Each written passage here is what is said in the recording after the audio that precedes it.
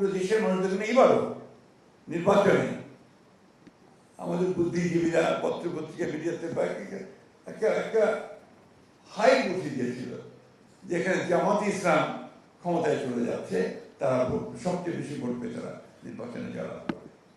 এমনকি আমাকে পর্যন্ত পরাজিত করে রেখে দিয়েছিল মিডিয়াতে, ঠিক না? অথচ দেখে মানুষ কিন্তু ভুল করলো না, মানুষকে ঠিকই তাদেরকে বাদ দিয়ে দিল, দিয়ে বিএনপিকে বেছে দিল। কেন? কারণ বিএনপি প্রতিনিধিত্ব করে একটা উদার গণতান্ত্রিক রাজনীতি। আমি সবসময় যে কথাটা বলি, জোর দিয়ে বলি, যে BNP is a party of liberal democracy. আমরা উদার গণতন্ত্রে বিশ্বাস করি, সেই উদার গণতন্ত্রকে আমরা প্রতিষ্ঠিত করতে চাই। আমরা এখানে অন্য কোনো বিভাজন সৃষ্টি করতে চাই না। বাংলাদেশ যে কারণে সৃষ্টি হয়েছে, সে কারণেই আমরা আরো জোর দিই আমরা সেই দেশকে প্রতিষ্ঠিত করতে চাই। সে কারণেই আমার নেতা, আমাদের প্রধানমন্ত্রী তারেক রহমান সাহেব যে স্লোগানটা দিয়েছেন, সবার আগে বাংলাদেশ, এটার মধ্যে কোনো আপনার কোনো ঝামেলা নেই। ওই যেমন শহীদ প্রেসিডেন্ট জিয়া রহমান গানটাকে বেছে নিয়েছিলেন যে প্রথম বাংলাদেশ আমার শেষ বাংলাদেশ, ঠিক এটা একই সেইভাবেই সবার আগে বাংলাদেশ।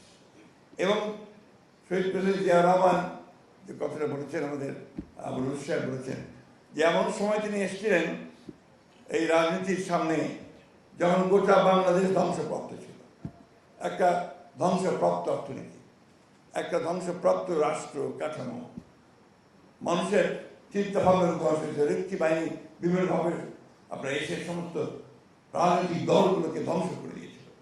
সেইখানে জিয়া রহমান সাহেব এসে সেটাকে আবার সেই ধ্বংসের মধ্যে নতুন করে কোনো বিভক্তি করে নয়, সমস্ত রাজনৈতিক চিন্তাগুলো একভাবে চিন্তা করতে দলগুলোকে নিয়ে তিনি প্রথমে ফ্রন্ট করেছেন, তারপরে জাগদল করেছেন, ফ্রন্ট করেছেন, তারপরে বিএনপি করেছেন।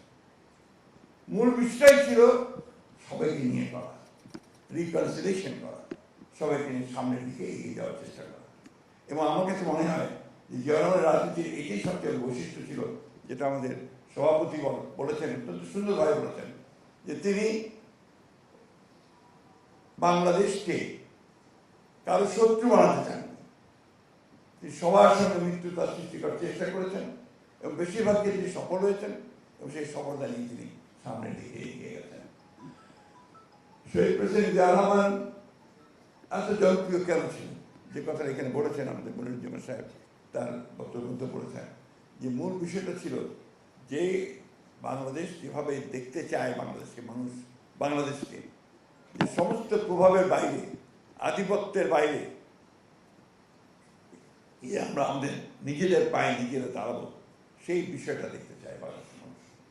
আপনি খেয়াল করে দেখবেন, যখন ক্রিকেট খেলা হয় বাংলাদেশের সঙ্গে, যখন আপনার পাকিস্তানের খেলা হয়, তখন তারা বাংলাদেশের পক্ষে চিৎকার করে, আবার যখন আপনার ভারতের বিরুদ্ধে খেলা হয় তখন একইভাবে চিৎকার করে।